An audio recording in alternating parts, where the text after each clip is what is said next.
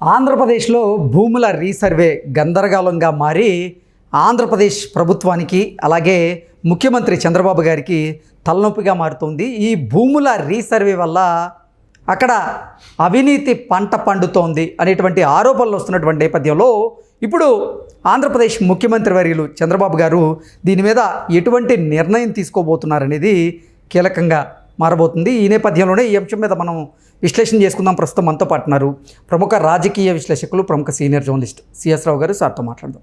Sir నమస్తే. Sir నమస్తే. ఆంధ్రప్రదేశ్లో భూముల రీసర్వే వ్యవహారం ఏదైతే ఉందో అది తీవ్ర గందరగోళంగా మారిందని, ఆంధ్రప్రదేశ్ ప్రభుత్వానికి అలాగే చంద్రబాబు గారికి కూడా తలనొప్పిగా మారిందని, ఈ భూముల రీసర్వే వల్ల అధికారులు అవినీతి పంట పండిస్తున్నారు అనేలాగా ఇప్పుడు ఆంధ్రప్రదేశ్ ప్రభుత్వం మీద కూడా కొన్ని ఆరోపణలు, విమర్శలు వస్తూ ఉన్నాయి. ఏంటి సార్, దీన్ని సవాలుగా స్వీకరించి చంద్రబాబు గారు ఎలా అధిగమించబోతున్నారు దీని నుంచి అంటే ఏం చెప్తారు? ఇప్పుడు అధికారంలో ఎవరున్నప్పటికీ కూడా చంద్రబాబు నాయుడు గారు ముఖ్యమంత్రిగా ఉన్నా, లేదంటే జగన్మోహన్ రెడ్డి గారు ముఖ్యమంత్రిగా ఉన్నా, లేదంటే ఇంకొకరు ముఖ్యమంత్రిగా ఉన్నా, వాళ్ళకి పెద్ద సవాల్ ఏంటంటే అవినీతిని తగ్గించడం, అవినీతిని నిర్మూలించడం కాదు, తగ్గించడం. అవినీతి నిర్మూలించడం అనేది ఎవ్వరి వల్ల కానటువంటి సిచ్యువేషన్ ఇవాళ మనకు సమాజంలో కనిపిస్తుంది. కనీసం నిర్మూలించకపోయినా తగ్గించేదానికన్నా ప్రయత్నం చేయాలి. కానీ ఇప్పుడున్నటువంటి పరిస్థితిని మనం చూస్తుంటే కనుక గతం కంటే అవినీతి పెరిగిపోయిందని చెప్పి కళ్ళకు కట్టినట్టు కనిపిస్తుంది. మీకు 2000 రూపాయల నోట్లు, 500 రూపాయల నోట్లు ఎప్పుడైతే విరివిగా వచ్చేసే మార్కెట్లోకి, కరప్షన్ కూడా పెరిగిపోయింది. 200 రూపాయల నోటు ఇస్తే 100 రూపాయల నోటు ఇచ్చినట్టు ఫీల్ అవుతున్నాడు కొంతమంది అధికారులు. సో కరప్షన్ ఎక్కువైపోయింది. ఈ విషయాన్ని 2014-19 మధ్యలో చంద్రబాబు నాయుడు గారు ఉన్నప్పుడు ఓపెన్గా ఆయన రివ్యూ మీటింగ్స్లో చెప్పారు. 2 డిజిట్స్కి పెరిగిపోయింది ఏది కరప్షను. ప్రధానంగా రెవెన్యూలో, పట్టణాభివృద్ధి శాఖలో, పోలీస్ శాఖలో కరప్షన్ ఎక్కువైపోయింది అని చెప్పి అప్పట్లోనే ఆయన చెప్పారు. సరే, ఇప్పుడేమైనా తగ్గిందా? జగన్మోహన్ రెడ్డి గారి టైంలో తగ్గిందంటే ఇంకా పెరిగింది. అది పెరుగుతూ వచ్చి ఇప్పుడు చంద్రబాబు నాయుడు గారు 2024లో 4వ ముఖ్యమంత్రి అయిన తర్వాత కూడా మరింత పెరుగుతూ పోతుంది. దానికి అనువైనటువంటి పరిస్థితులు ఇప్పుడు ఆంధ్రప్రదేశ్లో కనిపిస్తున్నాయి. ఎందుకు అని అంటే రీసర్వే పేరుతోటి జగన్మోహన్ రెడ్డి గారు గందరగోళం చేశారు ఆంధ్రప్రదేశ్లో. ఆ రీసర్వే సందర్భంగా పెద్ద ఎత్తున రెవెన్యూలో అవినీతి జరిగింది. పైగా పోనీ అవినీతి చేశారు, కరెక్ట్గా వచ్చారంటే కరెక్ట్గా ఇవ్వలేదు. ఒకళ్ళ భూములను ఇంకొకరికి వేశారు. అసలు ప్రమేయం లేనటువంటి వాళ్ళని, సబ్ డివిజన్స్ని, సర్వే నెంబర్లు సబ్ డివిజన్స్ ఉంటే ఆ సబ్ డివిజన్స్ మొత్తానికి ఒకరికి వేశారు. ఇప్పుడు వాళ్ళని ఎవరి వాళ్ళు తీసుకోవాలంటే కనుక మీరు రిజిస్ట్రేషన్ చేసుకోండి అని చెప్పి కొంతమంది అధికారులు చెప్తున్నారు. కొంతమంది మేము సరిచేయాలంటేనేమో ఎకరాకి 4,000 నుంచి 5,000 డబ్బులు ఇవ్వాలని చెప్పి కొంతమంది డిమాండ్ చేస్తున్నారు, లంచాలు. సో ఇలాంటి సిచ్యువేషను గ్రామాల్లో వినిపిస్తుంది. ఇటీవల నేను సంక్రాంతికి ఇంటికి పోయినప్పుడు గ్రామాల్లో ఉండేటువంటి వాళ్ళు 190 మంది చెప్పేటువంటి సమస్య ఇది. గ్రామ సభలు పెట్టారు. గ్రామ సభల్లో కాల్ఫర్ చేశారు. మీ సమస్యలు మేము పరిష్కరిస్తాం, మీరు అర్జీలు ఇవ్వండి. అర్జీలు ఇచ్చారు. అర్జీలు ఇచ్చిన తర్వాత మరి పరిష్కారం ఏదని పోతే, మీరు అర్జీలు ఇచ్చారు కదా, పరిష్కరించాలంటే లంచాలు ఇవ్వాలి, డబ్బులు ఇవ్వాలి, ఎంఆర్ఓ వాళ్ళకి ఇవ్వాలి, ఆర్డీ వాళ్ళకి ఇవ్వాలి, విఆర్ఓ వాళ్ళకి ఇవ్వాలి, ఇలా అడుగుతున్నారు. అంటే ఈ కరెక్షన్స్ చేయడానికి ఒక ఎకరాకే 4,000 ఇవ్వాలంటూ అధికారులు డిమాండ్ చేస్తుంటే మరి అసలు నిజంగా సామాన్యుల పరిస్థితి ఏంటి సార్? ఇప్పుడు సిచ్యువేషన్ ఏంటంటే అక్కడ వాళ్ళు మాట్లాడుకున్నట్టు మాటలు, నాకు వాళ్ళు చెప్పినటువంటి మాటలు కొంతమంది ఏంటంటే, జగన్మోహన్ రెడ్డి గారు అధికారంలో ఉన్నారు 2019 నుంచి 2024 వరకు.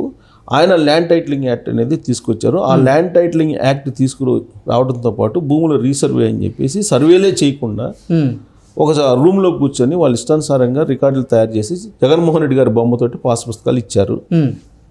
ఆ పాస్ పుస్తకాలన్నీ తప్పులు తడక, అంటే జగన్మోహన్ రెడ్డి చేసిన తప్పిదాల వల్ల అవి మా పాలిట శాపాలుగా మారుతున్నాయి. ఇప్పుడు మేము వెళ్ళి అధికారుల దగ్గర మా గోడు వినిపించుకుంటున్నప్పటికీ వాళ్ళు మమ్మల్ని పట్టించుకున్నటువంటి పాపాను పోవట్లేదు. కరెక్షన్స్ చేయాలి అంటే ఎకరానికి 5,000 లంచం అడుగుతున్నారు అంటూ కూడా ఎంతోమంది వాపోతున్నటువంటి సందర్భం ఉంది. మరి ఇప్పుడు ఆంధ్రప్రదేశ్ ప్రభుత్వం వీటి మీద దృష్టి పెట్టలేదా? ఇప్పుడు దృష్టి పెట్టింది.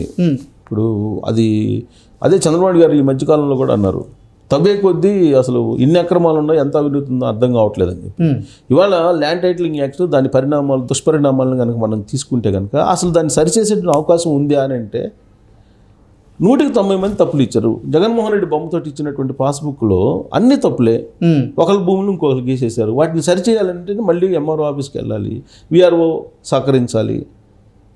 వాళ్ళు మండల ఆఫీసుల చుట్టూ తిరుగుతున్నారు. ఇప్పుడు వాళ్ళు నాకు అదే చెప్పింది. అంటే పాత పాస్బుక్లు ఉన్నప్పటికీ ఎందుకు ఇంత జాప్యం జరుగుతుంది సార్? అంటే కరెక్షన్స్ విషయంలో ఇప్పుడు బ్యాంకు లోన్కి లోన్లు ఇవ్వాలంటే బ్యాంకులో వాళ్ళు ఏం చేస్తారు, ఈ నిచ్చిన సర్వే నెంబర్ని అక్కడ కంప్యూటర్లో మెన్షన్ చేస్తే కనుక వాళ్ళు డిస్ప్లే చేయాలి, డిస్ప్లే కావాలి. డిస్ప్లే లేకుండా ఉంటే కనుక నీకు వాళ్ళు లోన్ ఇవ్వరు. ఇప్పుడేమవుతుంది, జగన్మోహన్ రెడ్డి గారు ఇచ్చినటువంటి ఆయన బొమ్మతో ఇచ్చినటువంటి పాస్ పుస్తకాల్లో నీకు నీ నెంబర్ తీసుకెళ్ళి కొడితే అక్కడ సర్వే నెంబరు వేరే వాళ్ళ పేరులో వస్తుంది. ఎగ్జాక్ట్లీ. అంటే ఇప్పుడు ఆన్లైన్లో మిస్టేక్స్ ఉన్నాయి కాబట్టి ఈ పాస్ పుస్తకాల ఆధారంగా కూడా ఇప్పుడు మార్పులు చేసుకోవడానికి వెసులుబాటు కల్పించవచ్చు కదా. బ్యాంక్ ఒప్పుకోదుగా, సర్వర్లో వాళ్ళకి కనిపించాలి, బ్యాంక్ రూల్స్ ఒప్పుకో కదా. బ్యాంక్ అనే కాదు సార్, అసలు మామూలుగా ఆంధ్రప్రదేశ్ ప్రభుత్వం అయినా ఆన్లైన్లో జరిగినటువంటి ఈ తప్పిదాలను కానీ మోసాలను కానీ పాత పాస్బుక్ల ఆధారంగా ఎందుకు మార్పులు చేయడం లేదు? అది చేయొచ్చు, చాలా ఈజీ ప్రాసెస్. అది పాత పాస్ పుస్తకాలు ఉన్నాయి, ఆ పాత పాస్ పుస్తకాలు తీసుకొని దాని ప్రకారం వీళ్ళు మళ్ళీ 10 అడుగులు 6 మీకు సర్వర్లో వీళ్ళు నమోదు చేయొచ్చు. అసలు నమోదు చేయడం కాదు, ఆల్రెడీ పాత సర్వర్లో డేటా ఉంటుంది, ఆ డేటాని మళ్ళీ రీవర్క్ చేసినా సరిపోతుంది. అలా చేస్తే లంచాలు కావాలి కదా, లంచాలు ఎవరు ఇస్తారు? అంటే అధికారులు అంటే లంచాల కోసం తాపత్రయపడుతూ ఉంటారు. మరి ప్రభుత్వం ఇప్పుడు మరి ప్రభుత్వాన్ని తప్పుదోవ పట్టిస్తున్న ఎవరు? ఉద్యోగులే కదా కొంతమంది, అందరు కాదు, 100% మన వాళ్ళు తప్పు పట్టిస్తున్నారని చెప్పి మనం అనలేం. కానీ బట్ ఎక్కువ మంది ప్రభుత్వానికి, మంత్రులకు కానీ లేదంటే సీఎంకి కానీ ఎవరు సూచించాలి? ఆ సీసీఎల్ఏ వాళ్ళు సూచించాలి. స్పెషల్ చీఫ్ సెక్రటరీ దాకా వీళ్ళందరికీ ఫీడ్బ్యాక్ కింద నుంచే రావాలి. అంటే క్షేత్రస్థాయిలో జరుగుతున్నటువంటి తప్పిదాలు అయితే ఇప్పుడు ముఖ్యమంత్రి గారి దృష్టికి వెళ్ళలేదంటారు? వెళ్ళలేదు, పూర్తి స్థాయిలో వెళ్ళలేదేమో. పూర్తి స్థాయిలో వెళితే ఇంతకాలం పాటు 7 నెలలు అవుతుంది ఇప్పుడు ప్రభుత్వం వచ్చి. 7 నెలల పాటు ప్రధానమైనటువంటి సమస్యని గుర్తించలేదు, అక్కడ ఉండేటువంటి రైతాంగాన్ని ఇబ్బంది పెడుతున్నారు, భూ యజమానులను ఇబ్బంది పెడుతున్నారు అని అంటే మరి ఆ సమస్య తీవ్రతని పూర్తి స్థాయిలో అధికార యంత్రాంగం ఇప్పుడు నేను అనుకోవటం పాలకుల దృష్టికి వెళ్ళకపోవచ్చు. బట్ పాలకులు తీసుకెళ్ళాలి కదా, ఎమ్మెల్యేలు ఉంటారు, ప్రజాప్రతినిధులు కానీ ఎమ్మెల్యేలు ఉంటారు, మండల అధ్యక్షులు ఉంటారు, వాళ్ళైనా తీసుకెళ్ళాలి, వాళ్ళైనా తీసుకెళ్ళి చెప్పాలా. ఇప్పుడేంటి సమస్య తీవ్రత తెలిసింది. ఎందుకంటే మన అర్జీలు మొత్తం చూస్తే 9 లక్షలు వచ్చినాయి అంటున్నారు. మొన్నటి వరకు 1,70,000 అనుకున్నాం, కాదు 9 లక్షలు వచ్చినాయి అంట. 9 లక్షల పైగా. చాలా మందికి అవగాహన లేక రైతులు అర్జీలు కూడా సమర్పించలేకపోతున్నారు. అర్జీలు సమర్పించలేదు, మన భూమి మన దగ్గర ఉంది కదా, ఎక్కడ పోదులే అన్నట్టుగా వాళ్ళు కొంతమంది ఉన్నారు. బట్ 9 లక్షలు అరౌండ్ వచ్చినాయి అని చెప్పి అంటున్నారు. ఈ 9 లక్షలను పరిశీలించిన తర్వాత ఇదేదో తీవ్రమైన సమస్యగా ఉందని చెప్పి చంద్రబాబు నాయుడు గారే తెలుసుకొని ఆయన ఇప్పుడు ఏం చేస్తున్నారంటే నియోజకవర్గాన్ని ఒక యూనిట్గా తీసుకొని ఒక గ్రామంలో మోడల్గా నమూనాగా రీసర్వే చేయాలి. మళ్ళీ ఫ్రెష్గా రీసర్వే చేసి ఎగ్జాక్ట్గా ఏంటి సిచ్యువేషను, ఈ సర్వే నెంబర్లో ఉండేటువంటి సబ్ డివిజన్స్ మిస్ అయినాయి కదా, ఆ మిస్ అయిన సబ్ డివిజన్ మళ్ళీ రీవర్క్ చేయాలనే ప్రయత్నం చేయాలని ఒక నిర్ణయం తీసుకున్నారు.